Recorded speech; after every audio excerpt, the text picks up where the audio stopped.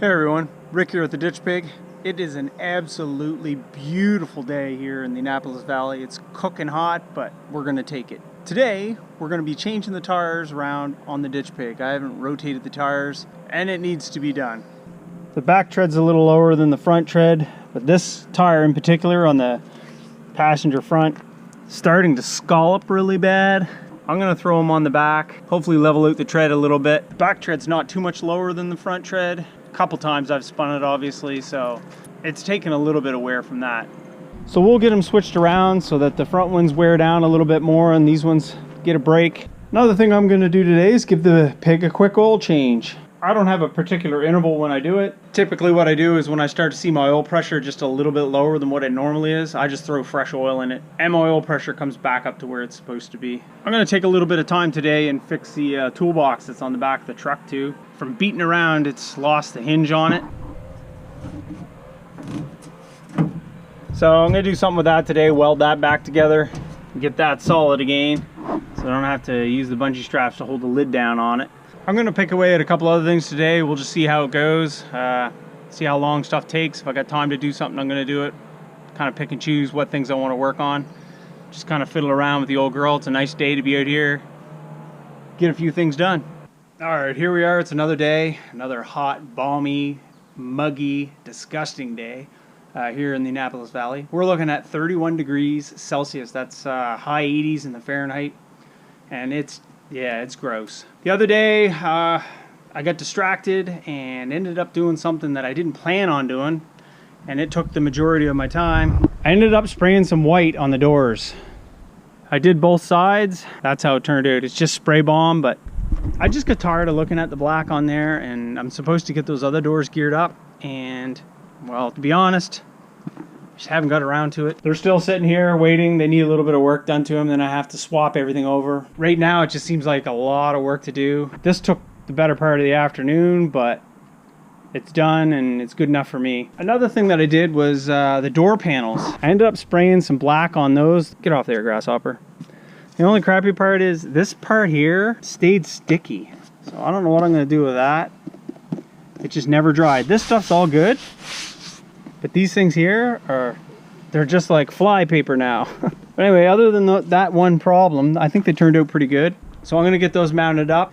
And obviously I still have to rotate tires and do an oil change. So that's what I'm gonna do right now. I also looked at the toolbox on the back and I had a problem with this hinge. The spot welds came off the lid. So I took the air chisel and got rid of that. I got a couple hinges like this that I'm just gonna mount. I'll weld those on. One here, one there kind of deal. And that way it'll work properly again. Problem solved. I'll probably paint this with some white trim clad and call her good.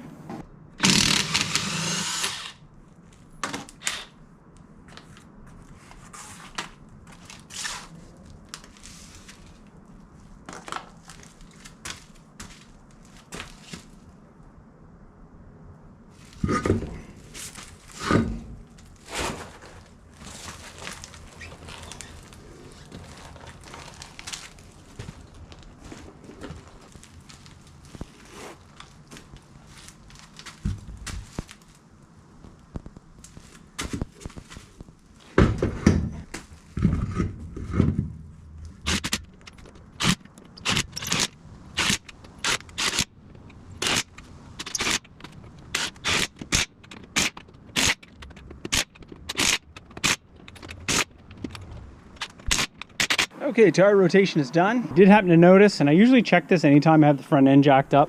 I gave the tire a wiggle like that, and there was some play in it. It doesn't take very much play in the steering to translate to 1/4 of an inch at the tires. It was between 1/4 and 1/2 an inch of wobble. So there's where the issue was. This rod end and this knuckle was a little bit loose. It was hard to get it off because this thing was spinning. The rod end was spinning inside of the knuckle. I used the impact and zipped it off, then drew it back in super tight. She's good to go now. If it was the rod end, it's no big deal. All of the rod ends, there's 4 of them, 2 on the tie rod, 2 on the drag link. They're all lifetime warranty. Anytime I see any play in them at all that I can't get out by tightening it, I just swap them up and get new ones. You don't want to mess around with something like that. That's where you end up getting death wobble. Or I've never had one fail yet, which is amazing because I've slammed this thing off of rocks and trees and everything. Never had one broke. They're 7/8 of an inch shank, so they're just a regular 1-ton rod end, but they've held up so far for all the abuse that I've done to it. So yeah, I'll pick up my shop floor and take this thing off the jack. I think I'll fire a quick oil change to this thing. It's pretty easy, don't need a jack. Benefits of a lifted truck. All right, to do an oil change on this thing, it's pretty simple. You need a 15 mil wrench to get that out. I already got it broke loose. Drain pan. The only downside to this is because of where the drain plug lines up, the dry shaft is right below it. So when the oil comes out, it hits the dry shaft and just splatters everywhere. So when I do an oil change, I always just spin the plug out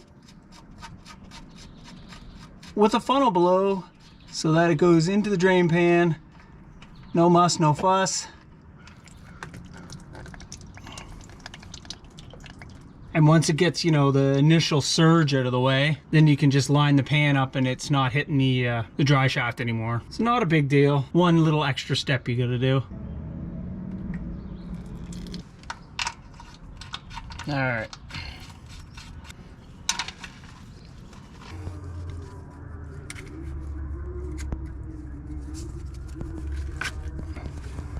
The crappiest part of doing this is the mess when it starts to leak out. A lot of oil runs out of this side.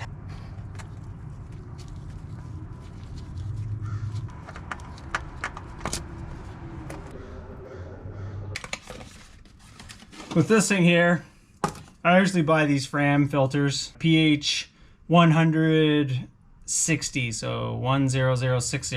There's a couple other ones that you can get that they're basically the same deal. Fram has like obviously the ones for synthetic, and this is just the cheapest one. Usually I buy Pennzoil because it's usually on sale. This week, this was on sale. I change the oil on this thing fairly regularly, even whether it needs it or not kind of deal, where it's out in the dirt and stuff like that. Yeah, so I don't worry about specific oils. I run 1030 in this thing, winter, summer, whatever, I don't care.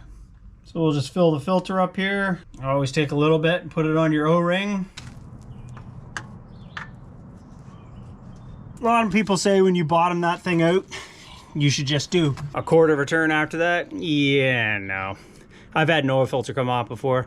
I tighten them up as tight as I can get it with just my fingers. I mean, I don't get like a whole handful and just reef on it. But yeah, just with my fingers pushing it, my thumb, get it as tight as I can get it. That's why I use a tool to get it off. But it's cheap insurance. You don't want that coming off, especially if you're way out in the woods somewheres and you don't have more oil to dump in it afterwards, or worst case scenario, it wrecks your engine. All right, let's throw some motion lotion in this thing.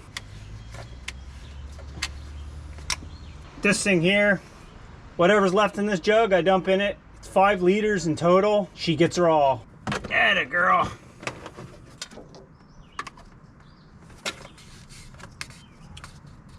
See how fast she picks up the oil pressure. Come on, baby.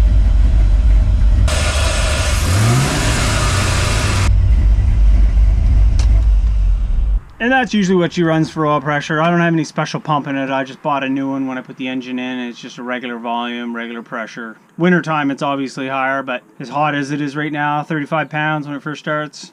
Yep, about 30 after that. I can usually tell when the oil needs to be changed, gets contaminated or whatever. It starts to drop below 30 at an idle. And that's typically when I'll throw fresh oil in it. So I think that's it for today. We'll come back at it another day here. I think the next thing I'm going to take on is putting these door panels back in. I still haven't figured out what I'm going to do about this. Like I say, the rest of it is fine, but this is like, it's sticky.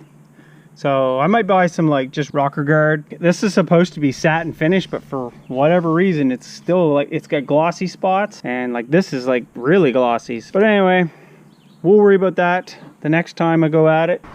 Back at her again. We're dealing with the issue of these sticky armrests. As you can see, we still have the issue. So my solution to the problem is I'm going to spray some of this rubberized rocker guard on.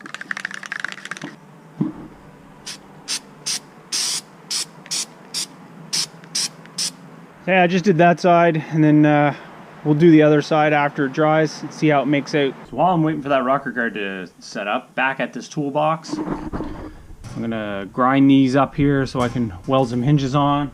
I've also got these things, I don't know what they are, but I'm gonna use them as handles. I'm gonna weld them on like that because this toolbox is set up to sit on dowels on the back of the truck, and then the wing nuts thread into them. And these will just make it a lot easier to get them off the dowels, because normally I have to reach right down and pick up from there, and I'm not a fan of that, especially when this thing's full of tools and weighs a lot.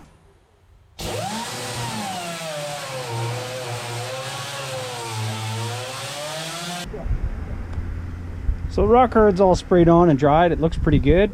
The finish is not sticky anymore. Looks like it cured all right. Looks like it's not going to crack when you flex it. I think we're going to go with that. Throw the things back on the door panels and put the door panels on.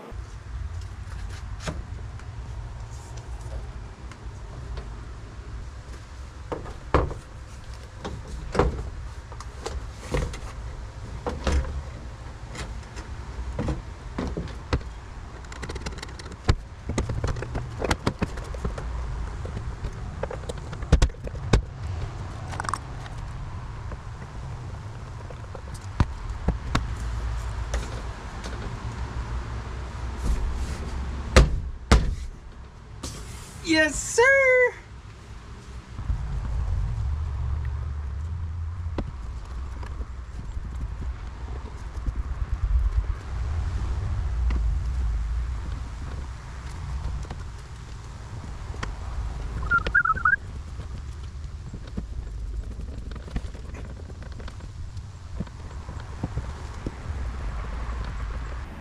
And there we have it. The door panels are back on. I got my fire extinguisher mounted back up. They didn't go on too bad. There's a couple screws I had to line up, but other than that, pretty easy. The rock guard did the trick for the sticky door handles. They're good now. Doesn't seem like it's gonna crack or anything like that. Yeah, so for black satin paint and some rocker guard, I think they turned out okay considering they were this color blue before. So I think I'm gonna call it good for this video. We'll shut her down. Got white doors. Door panels back on, tires rotated, oil change, a few things done. So thanks for watching. Join us next time in the Ditch Pick Experience. Until then, like, comment, subscribe, share, all that good stuff. See ya.